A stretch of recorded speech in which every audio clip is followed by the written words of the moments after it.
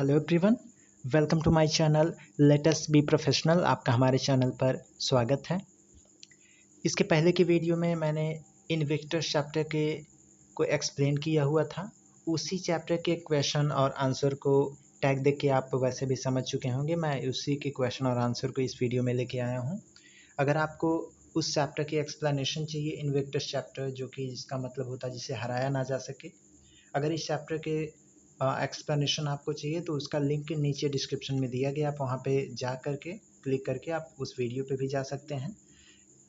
तो आइए इस चैप्टर के क्वेश्चन और आंसर की तरफ बढ़ते हैं। उससे पहले एक ही चीज़, अगर वीडियो अच्छा लगे तो लाइक कीजिएगा, कमेंट कीजिएगा और चैनल को अगर अभी तक आपने हमारे सब्सक्राइब नहीं किया हुआ है तो चैनल को सब्सक्राइब भी कीजिएगा, जिससे आगे की नोटिफिकेशन आपके मोबाइल फ़ोन पर जाती रहेगी। तो आइए बिना किसी देरी के बढ़ते हैं अपने क्वेश्चन और आंसर पर। Poet mean by unconquerable soul. Unconquerable soul का मतलब यहाँ पे बता रहा है पोएट का क्या मतलब है। तो अनकंकरेबल सॉल का मतलब यहाँ पे दिया इनविक्टस, जिसकी मीनिंग इनविक्टस मीनिंग अनकंकरेबल और अनडिफीटेड, यानी जिसे हराया ना जा सके। इनविक्टस का मतलब जैसे दिया गया था अजय, मीनिंग हिंदी मीनिंग मैंने बताई थी, जिसे हराया ना जा सके। सेम अनकंकरेबल की भी मीनिंग वही है, या अनडिफीटेड जिसे हम हरा ना सकें। इन अ लैटिन, जो कि लैटिन वर्ड में इनविक्टस, जो कि लैटिन वर्ड है जिसमें इसका मतलब अनकंकरेबल या अनडिफीटेड होता है, is a poem by William Ernest Henley, जो कि पोएम है एक विलियम ऑन्स हेनली, इसके पोएट हैं, उनका नाम दिया गया है।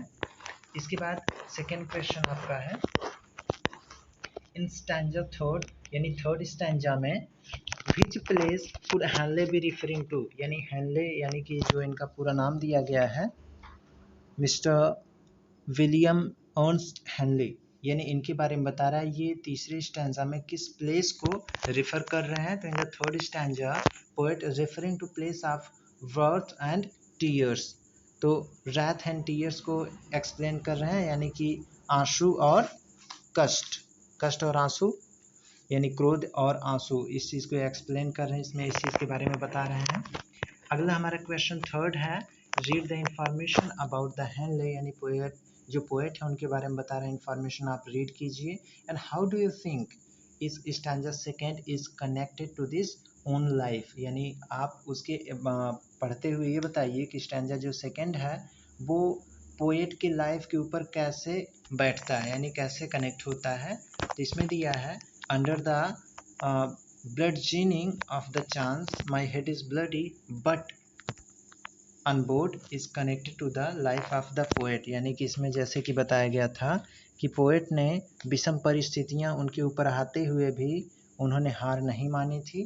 तो ये उनके ऊपर पूरी तरह से बैठता है, उनके ऊपर भी ऐसी परिस्थितियां उनकी बहुत ही ज़्यादा विषम थी, लेकिन उन्होंने हार नहीं मानी और अंत में वो सफल हुए और पूरे अच्छे तरीके से सक्सेस हो गए। अगला क्वेश्चन है, what does horror of the shade mean. इसका हॉरर ऑफ द शेड का मीन पूछा है, तो इसका आंसर होगा horror of the shade is the horror of death, यानी हॉरर ऑफ शेड क्या है? हॉरर ऑफ डेथ है, यानी मृत्यु का डर। And it's the horror of death that are all looms after the life, जो कि पूरी लाइफ पर्यंत चलता रहता है, हमें मौत का डर बना हुआ रहता है। लास्ट क्वेश्चन पूछ रहा है, what is the meaning of the line, it matters not how strait the gate of how charged with punishment to scroll, यानी कि इस क्वेश्चन में ये पूछ रहा है कि किस लाइन में चीज़ बताया गया है कि चीज़ मायने नहीं रखती कि परिस्थितियाँ कैसी थी, सम थी या विषम थी, या किस प्रकार की पनिशमेंट आपको ने किस चीज़ कौन सी लाइन में एक्सप्लेन किया गया है।